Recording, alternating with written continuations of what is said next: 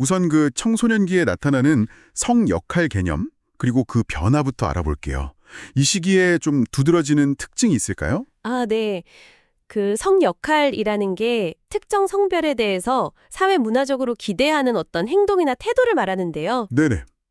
이게 흥미로운 게 청소년기에는 오히려 성별에 따른 고정관념이 더 강해지는 경향이 있어요. 이걸 성역할 집중화 현상이라고 부르거든요. 아, 집중화 현상. 네. 예를 들면 남자는 좀 더 공격적이어야 한다. 여성은 관계지향적이어야 한다. 이런 생각이 강해지는 거죠. 근데 이런 고정관념 때문에 때로는 여성 청소년들은 우울감을 느끼기도 하고 남성 청소년들은 내가 모든 면에서 다 뛰어나야 하는데 하는 그런 부담감, 이걸 이제 만능 콤플렉스라고도 하죠. 이런 걸 겪기도 합니다. 그렇군요. 하지만 또 요즘은 이런 고정관념에서 벗어나려는 그런 움직임도 중요하게 보잖아요. 맞습니다. 최근에는 남성성, 여성성 어느 한쪽에 딱 치우치기보다는 이 두 가지 특성을 좀 조화롭게 갖춘 양성성의 가치가 강조되고 있어요. 양성성이요? 네. 실제로 여러 연구를 보면요. 이 양성성을 가진 청소년들이 지능이라든지 창의력, 자아 존중감, 또 사회 적응력 같은 여러 면에서 더 긍정적인 모습을 보인다는 결과들이 나오고 있거든요. 아, 그게 또 중요하군요. 그렇죠. 이런 성역할 발달은 보통 세 단계를 거치게 되는데요. 처음에는 성역할 개념이 아직 없는 미분화 단계, 그 다음에는 성별을 아주 뚜렷하게 나눠서 생각하는 양극화 단계, 그리고 마지막으로 이런 성역할 고정관념에서 좀 벗어나서 유연하게 생각하는 초월의 단계로 이렇게 발전해 나갑니다. 네. 미분화, 양극화, 초월. 그렇군요. 이런 성역할 발달을 설명하는 이론들도 그럼 꽤 다양하겠네요. 어떤 것들이 있을까요? 네, 전통적으로 보면 개인의 어떤 무의식적인 과정을 강조했던 정신분석 이론도 있었고요. 주변 환경의 영향을 중요하게 본 사회학습 이론, 그리고 생각의 발달과 연관지었던 인지발달 이론 같은 것들이 있었습니다. 네, 전통적인 이론들이군요. 그렇죠. 근데 이제 최근에는 그 블록이라는 학자처럼 개인이 자기 정체성을 만들어가면서 성역할도 발달한다고 보는 관점이라든지 아니면 성역할 고정관념 자체를 넘어서야 한다고 강조하는 그런 이론들이 좀 주목받고 있습니다. 특히 그 콜버그의 단계 이론이 성역할 발달 이해하는데 중요한 틀이 되잖아요. 네, 맞아요. 콜버그는 아동의 인지발달 수준에 따라서 성역할 이해가 달라진다고 봤는데요. 대략 한 3살쯤 되면 자신이 남자인지 여자인지를 아는 성정체성을 확립하고 3살이요? 네. 그리고 한 4살 무렵에는 성별이 평생 변하지 않는다는 성안정성을 이해하게 되고 또 6살쯤 되면 옷차림이나 머리 모양 같은 겉모습이 바뀌어도 성별은 그대로라는 성항상성 개념까지 파악하게 된다고 설명했습니다.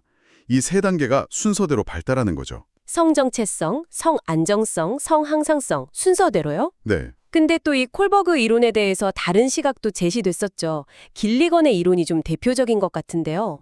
네, 맞습니다.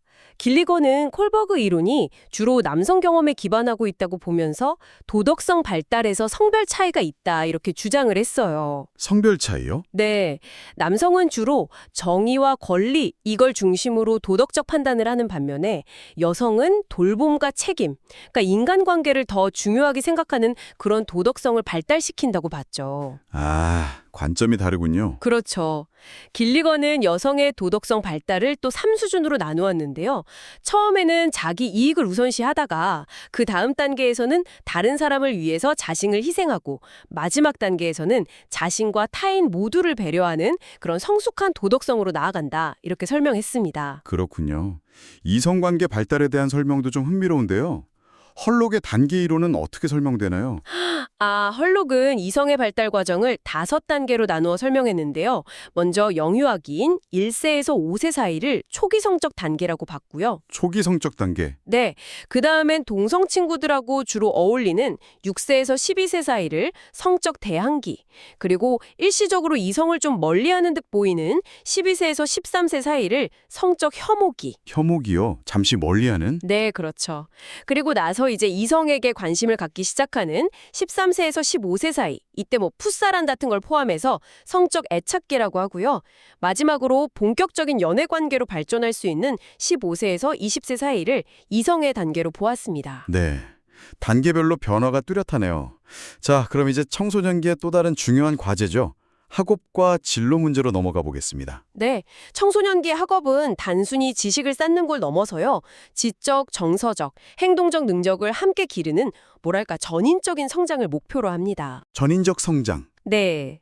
하지만 이 과정에서 성적이 부진하다거나 시험 불안 같은 학업 스트레스를 경험하기도 하고요. 때로는 읽기, 쓰기, 계산 같은 특정 영역에서 어려움을 겪는 그런 학습 장애를 보이기도 합니다. 어려움도 있군요. 그렇죠. 학업 성취에는 사실 지능뿐만 아니라 학습 동기라든지 또 자신에 대한 생각, 그러니까 자아 개념, 효과적인 학습 전략을 사용하는지 여부, 또 부모님의 양육 방식이나 기대 수준, 그리고 친구 관계까지 정말 다양한 요인들이 복합적으로 영향을 미칩니다. 정말 여러 가지가 있네요. 네.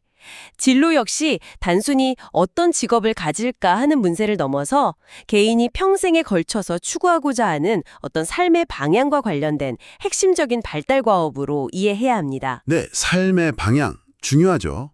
자, 그럼 마지막으로 청소년기의 사회적 관계 형성에서 빼놓을 수 없는 친구 관계 그리고 여가 활동에 대해서 알아보겠습니다. 네, 청소년기의 친구는 정말 중요하죠.